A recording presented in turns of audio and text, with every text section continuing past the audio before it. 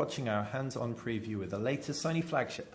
The Xperia Z follows the Xperia S and the Xperia T, but adds a whole host of features to the mix, making it a much better handset, the strongest Sony have ever released, without a doubt. The reason for this is you've got a 5-inch Full HD display and the phone is weatherproofed. It's the only weatherproofed flagship device on the market right now, so it's really impressive. Kicking off looking at the design, and we can see the design language is also very different to anything we've seen from Sony in the past.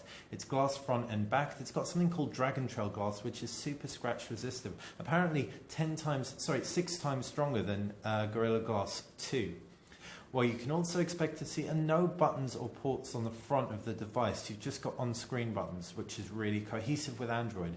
On the right-hand side is where all the buttons lie, and that's a power button and a volume rocker. The power button situated halfway down, making it really nice and easy to press.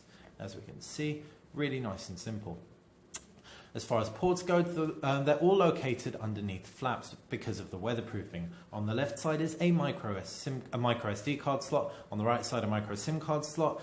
And there is also up top a mild 3.5mm headphone jack, which we can open up here. It might prove irksome for some who really like to plug in and take out their headphones all the time. However, the weatherproofing will also be priceless to many.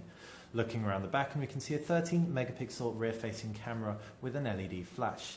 Moving on to the screen, and this is a 1080p display with a PPI of 443. That's incredible. If we focus in on here, you should be able to see the screen quality. It's just immense. Text looks really sharp. Colors are really nice and vibrant as well. The reason for this is Sony have included their mobile Bravia engine 2. This ensures that everything is just super punchy, but they've also got something called optic contrast. Optic contrast ensures LCDs with the tech have deeper, darker blacks in order to be more competitive with the likes of AMOLED displays from Samsung. The Sony Xperia Z screen also feels very nice and comfortable. Thanks to this very slight bezeling and the 7.9mm thickness of the device, it doesn't actually feel unwieldy, and you can see it sits in our hands relatively well, especially when we compare it to something like the Note 2.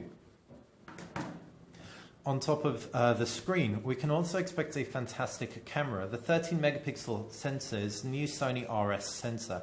We haven't put it through its paces, but we can certainly say that Sony have thoroughly improved the user interface of the device. If we can see, we're in something called Intelligent Auto mode right now, or Superior Auto. We also have normal, burst mode, picture effect, scene selection, sweep panorama, front camera, and video camera. If we take a jump into video camera, we can also see HDR video, which ensures we get a higher tonal range in our video, which is really impressive. You can see the difference immediately right there. Do you see how much that improves the shot? Amazing. Right, hopefully when we get this in for review, we'll really give you a full rundown of how that performs.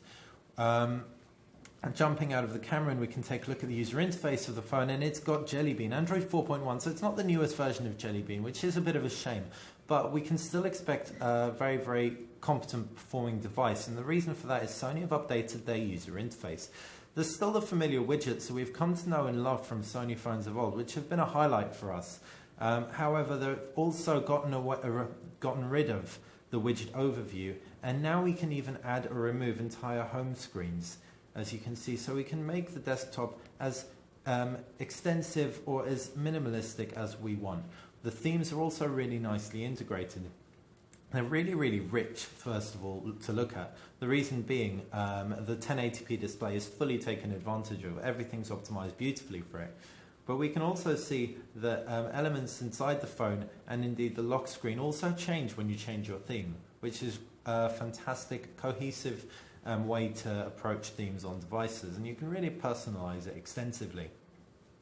You can install the full range of Android apps from the Google Play Store, and there are a host of apps that Sony include on board.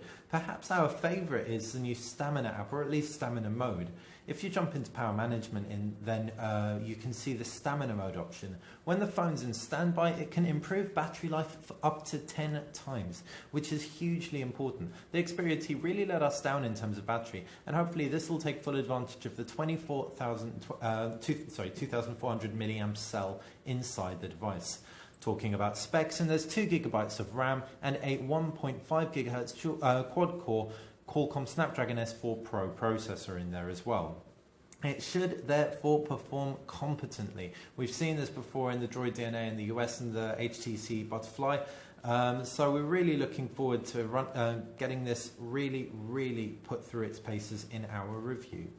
That's been our hands-on with the Sony Xperia Z. If you've enjoyed this video, like it. If you've enjoyed this, subscribe to the channel. And if you have any questions, please fire us a comment below. Thanks for watching Know Your Mobile, and stay tuned for more coverage of CES 2013.